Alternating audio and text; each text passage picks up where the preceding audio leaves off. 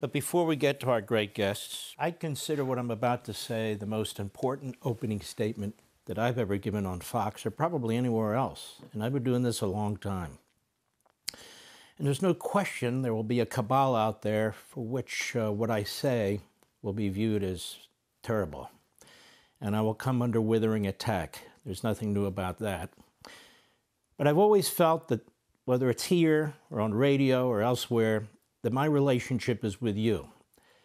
Not the think tanks, not the Washington insiders, not the reprobates and others who have access to a keyboard and a computer. This is very important, what's taking place now. This is a headline in the New York Times. Iran has ramped up uranium enrichment while continuing nuclear talks. Tehran now has the capacity to produce bomb-grade fuel for roughly 10 weapons, according to a confidential UN report. So for all intents and purposes, Iran now has a nuclear weapon. We've been negotiating for, 5 weeks? We had the Obama deal. We had the Biden deal. We gave them $100 billion under the last administration, which, of course, they used to build up their nuclear program. We've been warned about this. We've been warned about it from the Prime Minister of Israel. We've been warned about it from me over and over again. And now we're here. We're at the precipice. And the article goes on. Iran has roughly doubled its stockpile of nuclear bomb-grade uranium over the past 3 months, even while negotiating with the Trump administration over a deal to limit its nuclear program. According to a confidential report about the United Nations Nuclear Inspection Agency, has begun circulating to capitals around the world. Now, the UN isn't exactly pro-American or pro-Israel, but they are very, very concerned about what they're seeing, and they should be. The increase gives Tehran the capacity to produce bomb-grade fuel for roughly 10 weapons, up from around 5 or 6 when President Trump was inaugurated in January. But the surge also puts new pressure on Washington in its negotiations, in which it is demanding that Iran cease all production of nuclear material. Now, the Director General of the IAEA, that is the unit within the UN, is responsible for this. His name is Rafael Grossi. Now, Grossi wrote that the significantly increased production and accumulation of highly enriched uranium by Iran, the only non-nuclear weapon state to produce such nuclear material, is of serious concern. You don't need this material for domestic energy consumption.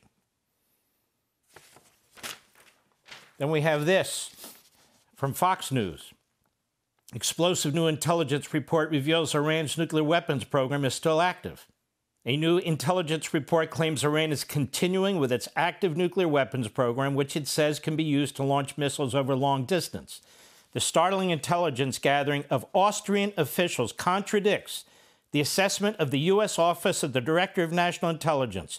Director of National Intelligence Tulsi Gabbard told a Senate Intelligence Committee in March that the American intelligence community, quote, continues to assess that Iran is not building a nuclear weapon, and the Supreme Leader Ayatollah Ali Khamenei has not authorized the nuclear weapons program he suspended in 2003. Well, apparently she's dead wrong. Austria's version of the FBI, the Directorate State Protection and Intelligence Service, wrote Monday in an intelligence report, quote, in order to assert and enforce its regional political power ambitions, the Islamic Republic of Iran is striving for comprehensive rearmament with nuclear weapons to make the regime immune to attack and to expand and consolidate its dominance in the Middle East and beyond. The Austrian Domestic Intelligence Agency reported the Iranian nuclear weapons development program is well advanced, and Iran possesses a growing arsenal of ballistic missiles capable of delivering nuclear warheads over long distances, like to the United States. According to an intelligence document obtained and reviewed by Fox News Digital, Iran has developed sophisticated sanctions evasion networks, which has benefited Russia. The Times of Israel, Vienna, Iran carried out secret nuclear activities with material not declared to the UN nuclear watchdog at 3 locations that have long been under investigation, the watchdog said in a wide-ranging confidential report to member states seen by Reuters. The findings in the Comprehensive International Atomic Energy Agency report requested by the agency's 35-nation Board of Governors in November paved the way for a push by the United States, Britain, France, and Germany for the board to declare Iran in violation of non-proliferation obligations. I don't really think Iran cares if we make declarations, do you? Tehran, which openly seeks Israel's destruction, claims it wants to master nuclear technology for peaceful purposes and has long denied accusations by Western powers that it is seeking to develop nuclear weapons. But it has been enriching increasing quantities of uranium to levels that can only be used for nuclear weaponry.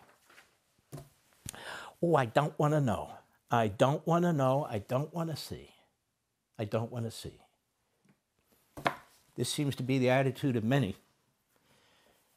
And we have a movement in this country akin to the America First movement in the late 1930s, 1940, that was led by Charles Lindbergh.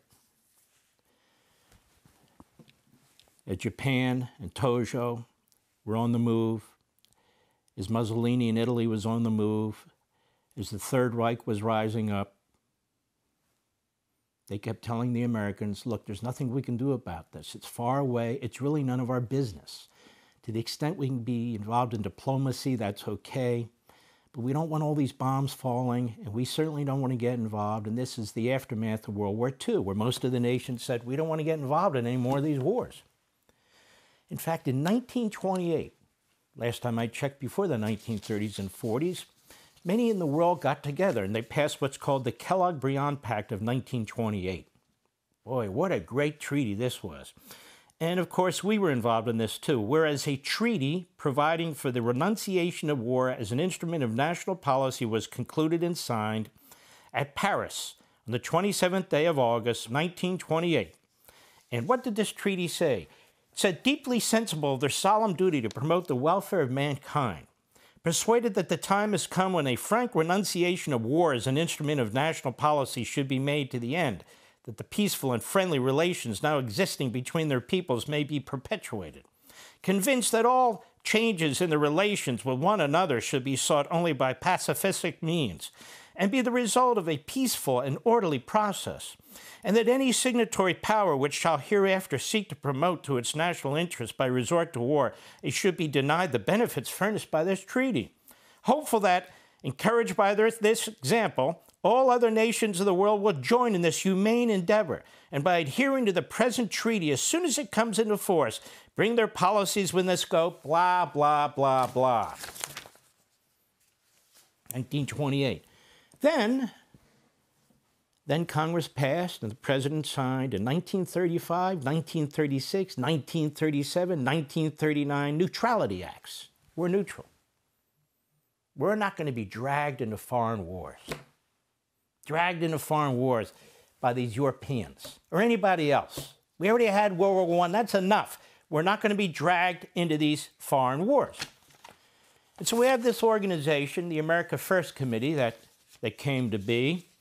And the America First Committee was organized in September 1940, as USHistory.com points out, to oppose America's potential intervention in World War II.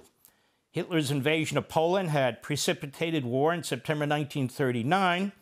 A year later, the only major military force resisting the Nazis was Britain. The smaller nations had been quickly overrun. France had capitulated. The Soviet Union was using its non-aggression pact with Germany to pursue its own interests in Finland and elsewhere. And at the time, a majority of Americans felt that while the world would be a better place if Britain prevailed over Germany, they were not inclined to declare war and repeat the earlier experience of American soldiers fighting on European soil. The reluctance had inspired Congress to pass neutrality acts in the late 1930s, which restricted the American government's ability to support either party in the conflict, which in practice meant the Allies, since the Axis powers were widely regarded with distaste. Roosevelt, who'd been corresponding with Churchill for years before Churchill was even part of the Tory government, clearly identified American interests with the hope for British victory. Using tactics like the basis for a destroyers deal, he attempted to maximize his support for the British while skirting, if not actually violating, the principle of neutrality. The America First Committee group opposed him at every step. Its membership, which grew to around 800,000 by 1941, was national in character, while especially strong in the Midwest. Its best-known leader was Charles Lindbergh, who was accompanied by an amazing array that included critics of Roosevelt from the right, Colonel McCormick of the Chicago Tribune, and the left, the socialist Norman Thomas. Sounds similar today. You have the Bernie Sanders, the AOCs, those kinds of nut jobs, George Soros. And then on the other side, you have the Charles Kochs, all coming together really in this bizarre kind of mentality that they claim is America first, which winds up being America last. Along with Stalin isolationists, Senators Burton Wheeler of Kansas and William Borah of Idaho, and the anti-Semitic Father Edward Coughlin. Well, that sounds familiar. Israel and the Jews, you see, are going to drag us into war with Iran. Israel and the Jews are going to drag us into war with Japan and Germany and Italy. Same thing. When Lend-Lease was proposed by Roosevelt in the winter of 1941, the America First Committee was strongly opposed. Lindbergh gave speeches across the country emphasizing that support for Britain was sentimental and misguided. His main points were the geography. It was impossible to imagine Britain defeating Germany from its island air bases, or for an invasion of the European continent with the 1 million men that would be required for victory. He argued that while fighting a war in Europe would be a disaster for the United States, geographically greatly favored a defensive position that would allow it to hold the entire Western Hemisphere against any aggressor. Hear echoes today? Of course you do. Of course you do. The America First Committee and its supporters lost the debate on Lend-Lease, which Congress passed, giving Roosevelt broad powers to provide material support to the Allies. Now, when the Nazis invaded the Soviet Union in June 1941, communist support for the America First group evaporated. By the fall, with war coming ever closer, the group's influence was dwindling. The end came quickly. 4 days after the Japanese attacked us at Pearl Harbor on December 7, 1941, the group dissolved itself. In its final statement, the committee declared that while its policies might have prevented war, that war was now a reality, and it had become the duty of America to work for the united goal of victory. And so what happened? The world lost tens of millions of people. We lost an enormous number of people. We had the draft that sent men all over the world to fight the Axis powers in probably the most horrific war since the Civil War, or since World War II. And so here we have the AFC stance demonstrated the limits and perils of so-called realism. You hear that word used today. We're realists. It's a realism, man. We got to get rid of the old system. We have a brand new system. The founders were wrong. Everybody before today was wrong. NATO's wrong. Everything's wrong, but we're right. Realism.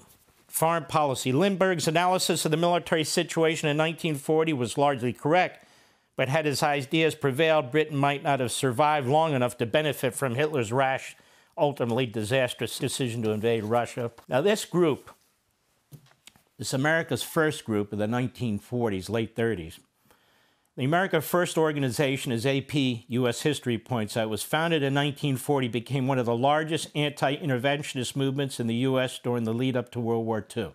Critics of America First accused it of harboring anti-Semitic and pro-fascist sentiments, especially due to some members' controversial statements and affiliations. Gee, doesn't that sound familiar today? In fact, doesn't this whole damn thing sound familiar? Now, as of right now, while you're watching this, Sunday evening, Sunday night in some parts of the country, the Iranians now have not the capacity for the nuclear weapon, but in effect, a nuclear weapon. Now, what are we going to do about it? And so there's been a movement in the isolationist movement. There's been a movement in the America Last movement, which is, it's manageable. We can manage this. It's not manageable. My first guest is going to be Zuhdi Jasser. In the West, we don't seem to understand the mindset of the Islamist terrorist Nazis. I don't know why. It's available. They publish it. They say it day in and day out. They've written books about it.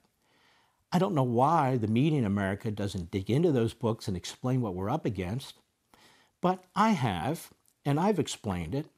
It's a totally different ideology. Now, I said here about a month ago, even with communists and fascists, mutual assured destruction means something. But with Islamist Nazi terrorists, it means nothing. Nothing. They're willing to kill themselves for a greater cause. And in fact, as long as the West exists, whether it's the Jews in Israel or the Christians in the Middle East, or the entire West, Christian majority, America or Europe, as long as we exist, and that includes Muslims who don't buy in to the terrorist ideology, as long as they exist, well, then they can never go to heaven. They can never achieve what God wants them to achieve. And so they're not going to stop. They're not going to allow a piece of paper to stop them. And they are suicidal. It is a death cult. Mutual assured destruction doesn't work. This would be the first regime, a terrorist, Islamist, fundamentalist regime with a nuclear weapon. Now, is this what we want to see on our watch? Meaning our generation? Do we really care what the reprobates and the little cabal say from the Quincy Institute, founded by Soros and Koch and other extremists? Do we really care what they have to say? Or are we going to use our own brains? Look at history. History, we don't even have to go past 9/11 and see what took place. Listen to what they say. Read what they say. We want to avoid war. We want to avoid casualties. We want to avoid dropping bombs, but they don't. They don't. Neither do their communist Chinese supporters who are building up a military to destroy us. Neither does the inbred in North Korea, whose father signed agreement after agreement after agreement, just like the Islamic Nazis in Tehran have, saying they swear off nuclear weapons. We just need energy here. That's all. We gave them money too, just like we gave the Iranians. We signed documents with them too, so forth and so. What the hell is it going to take to realize what we're up against here? This country should be united in its own defense. Nobody's dragging us into anything. It's not the Jews. It's not Israel again. No. Long-range, intercontinental, ballistic missiles with nuclear warheads are for you and me and your children and your grandchildren. That's what it is. And if they get them, they will use them in due course, if not sooner. They will change the entire Middle East. And you'll say, who cares? Yeah, who cares? Who cares about that? Who cares about Europe? Who cares about anything, right? Wrong. One day we'll turn around and we don't have any allies. And the enemy will be lined up. You know, they're in our hemisphere. They're in Central and South America. Oh, yes, they are. They're in the Arctic Circle, which is why the president talks about Greenland. They have a West Africa base to the communist Chinese now. They have a base in the Solomon Islands now. What do you think they're doing? You think they're going fishing? The good news is Donald Trump is not one of these people. He's not an isolationist. He's bombed Yemen. He's taken out Soleimani and Baghdadi. He does what he needs to do.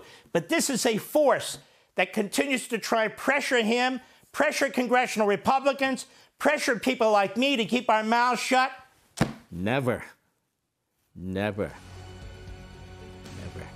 Hey, Sean Hannity here. Hey, click here to subscribe to Fox News YouTube page and catch our hottest interviews and most compelling analysis. You will not get it anywhere else.